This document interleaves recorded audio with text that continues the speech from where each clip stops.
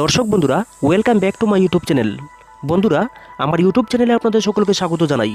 তো চলুন বিভিন্ন স্বনামধন্য পত্র পত্রিকায় প্রকাশিত কয়েকটি বিশেষ খবর দেখে নেওয়া যাক। আজকের পরিচিতে প্রকাশিত বিশেষ খবরটি হলো, গো বলে বেকা দেয় বিজেপি, পরিত্রাতা সেই মোদি। স্বাক্ষরে সেনগুপ্ত। বিহারে লোকসভা ভোটের 3 পর্ব সমাপ্ত হওয়ার পর উদ্বিগ্ন পদ্ম শিবির, যার মূল কারণ ভোটের গতি প্রকৃতি, ফিডব্যাক এবং প্রচারের ময়দানের চিত্র দেখে মনে হচ্ছে নীতিশ কুমারের বিন্দুমাত্র প্রভাব পড়ছে না এই নির্বাচনে। রাজ্যের মুখ্যমন্ত্রীর সভায় ভিড় নেই, সেই উচ্ছ্বাস কিংবা প্রবল স্বতঃস্ফূর্ততাও নেই। সোজা সাপটা বিশ্লেষণে গেলে নীতিশ কুমারের ভোট ব্যাংক অন্তত এইবারের ভোটে একেবারেই নির্লিপ্ত। বিজেপি নেতারা হাওয়া বুঝে আপাতত নীতিশ কুমারের সঙ্গে প্রচারের ময়দানে দূরত্ব বজায় রাখছে। নরেন্দ্র মোদী এবং অমিত শাহ কোনো জনসভায় নীতিশ কুমারের সঙ্গে আর মঞ্চে থাকছেন না। আগামী দিনেও কয়েকটি রোড শো ছাড়া বৃহৎ জনসভায় নীতিশ কুমারকে বিজেপির নির্বাচনী সমাবেশে ডাকা হবে না বলে স্থির হয়েছে। একদিকে যেখানে নীতিশ কুমার কেরোয় এবার ভোটে বিজেপির ডিভিডেন্ড প্রায় শূন্য হয়ে যাচ্ছে, সেখানে তেজস্বী যাদবের সভায় উঠছে ঝড়। বিহার রাজনীতিতে বস্তুত ইতিহাসের পুনরাবৃত্তি হচ্ছে। গত শতকের 8 এবং 9-এর দশকে লালু প্রসাদ যাদব, নীতিশ কুমার, রামবিলাস পাসওয়ানের উত্থান হয়েছিল। এই 30টি বিহার ভোটে পৃথক 3 আইডেন্টিটিমূলক রাজনীতির সূচনা করেছেন। 2024 সালের ভোটের লক্ষ্য করা যাচ্ছে নতুন 3 যুবশক্তি, যাদের দলের প্রধান সেনাপতি তেজস্বী যাদব, চিরাগ পাসওয়ান, সম্রাট চৌধুরী, তেজস্বী যাদব। এই 3 জনের মধ্যে দলের একছত্র নেতা চিরাগ বাবা রামবিলাস পাসওয়ানের দলকে ধরে রাখতে ব্যর্থ হয়েছেন। তার কাকা পশুপতি পাসওয়ান এক ঝাঁক এমপি ও বিধায়ক নিয়ে নয়া দল গড়েছেন। বাধ্য হয়ে দুর্বল চিরাগ বিজেপির হাত আবার ধরেছেন। তবে পশুপতি পাসওয়ানকে বিজেপি ক্রমেই দুর্বল করে দিয়েছে। সুতরাং চিরাগের লোক জনশক্তি পার্টি রামবিলাস পাসওয়ান এখন মূল দল। পক্ষান্তরে বিজেপির সংকট বেড়েছে ঠিক ভোটের আগে। বিজেপির বিহারের প্রধান মুখ সুশীল মোদী ক্যান্সারে আক্রান্ত হয়ে রাজনীতি থেকে সরে গিয়েছেন আচমকা। নতুন মুখ সম্রাট চৌধুরী এখন বিহারের উপমুখ্যমন্ত্রী। নীতিশ কুমার মুখ্যমন্ত্রী হলেও তিনি সরকারের চালিকা শক্তি হয়ে উঠেছেন, কিন্তু তার ব্যক্তিগত জনপ্রিয়তা অথবা ক্যারিসমা এমন নয় যে বিহারে এককভাবে অনেক আসনের নির্ণায়ক হবেন। অতএব বিজেপির একমাত্র ভরসা এখন মোদি ফ্যাক্টর। সরাসরি মোদি বনাম তেজস্বী এবার বিহার যুদ্ধের ভরকেন্দ্র। নীতিশ কুমার কর্মী ভূমিহার ও কৈরি ভোট ব্যাংকে একজোট করার চেষ্টা করেছিলেন, সেই জোট এখন শেষ। লালু প্রসাদ যাদবের এমওআই অর্থাৎ মুসলিম যাদব ভোট ব্যাংক বরং আরও সংঘবদ্ধ হয়েছে। উচ্চবর্ণ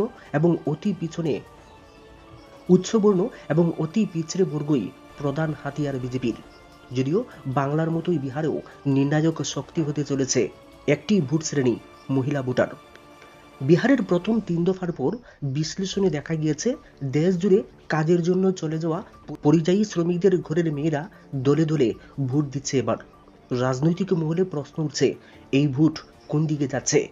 যদি মোদি হাওয়ায় এই ভোট এনডিএর পক্ষে আসে তাহলে ভালো কথা, নয়তো বিপদ সামনে আছে বলে মনে করছেন রাজ্য বিজেপির নেতারাই। বিহারের এই টানটান উত্তেজনার লড়াইয়ে শেষে কে এগিয়ে থাকবে তা চূড়ান্ত জানা যাবে 4 জুন ইভিএম খোলার পর। তবে গেরুয়া শিবিরের কাছে যেহেতু লাগবে শোক মস্তি, তাই পূর্ব ভারতের এই রাজ্যে নালন্দা জয়ের এখনও আশা রাখছে ভারতীয় জনতা পার্টি।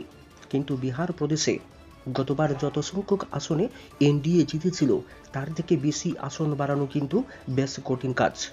ঠিক একই রকম কঠিন লোকসভা নির্বাচনে এবার হিন্দি বলয়ের অন্য 3 রাজ্যের আসন বাড়ানো। উত্তরপ্রদেশ, মধ্যপ্রদেশ আর রাজস্থানে 2019 সালের লোকসভা ভোটে যতগুলি আসন ভাজপা পেয়েছিল তার থেকে বেশি আসন পেতে হলে ওইসব রাজ্যের মোট আসন সংখ্যা বাড়াতে হয় নির্বাচন কমিশনকে, নতুবা বিরোধীদের ঝুলায় একটিও আসন যাতে না যায় এমনই কোনো পরিস্থিতি তৈরি করতে হয়। সেটা সম্ভব নয় বুঝেই এবারে বিজেপিকে লুকিস্ট পলিসি নিতে হয়েছে। অর্থাৎ পশ্চিমবঙ্গ, ঝাড়খণ্ড এবং উড়িষ্যার আসন সংখ্যা বাড়ানো। কিন্তু বাংলায় শুভেন্দু অধিকারী ছাড়া বাকি বিরোধী দল নেতাদের নতুন করে এমন কোনো ভাবমূর্তি তৈরি হয়নি যাতে বঙ্গ বিজেপির আসন সংখ্যা গতবারের উল্লেখযোগ্য ফলের চেয়ে আরও ভালো হতে পারে। উড়িষ্যা আর ঝাড়খণ্ডেও গত নির্বাচনে দিব্যি ভালো ফল করেছিল ভারতীয় জনতা পার্টি। সাধারণ অঙ্কের হিসেবে তার থেকে বেশি আসন পাওয়া যথেষ্ট কঠিন কাজ। পাশাপাশি এবার আর পুলওয়ামার মতো কোনো যুদ্ধ হাওয়াও যে নেই যাতে বিজেপির পক্ষে অ্যাডভান্টেজ টেনে নিয়ে নেওয়া যায়। বরং কেজরিওয়াল জামিনে মুক্তি পাওয়ার পর রোববার দিল্লিতে যেরকম প্রচারে নেমেছেন, আর শুরুতেই ইন্ডিয়া জোট ক্ষমতা এলে বিদ্যুৎ, স্বাস্থ্য ও শিক্ষা বিনামূল্যে দেওয়ার যে প্রতিশ্রুতি দিয়েছেন, তাতে সিঁদুরে মেঘ দেখতে বাধ্য যে কোনো রাজনৈতিক দল।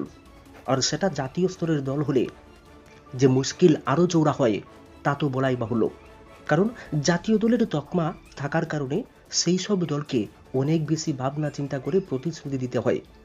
আম আদমি পার্টির তুলনায় অনেক ছোট দল, তাই কেজরিওয়ালের মতো মানুষের সেই দায় থাকে না। তাই স্বপ্নের পোলাওয়ে যত খুশি ঘি ঢালতে তার আপত্তি থাকার কোনো কারণ নেই।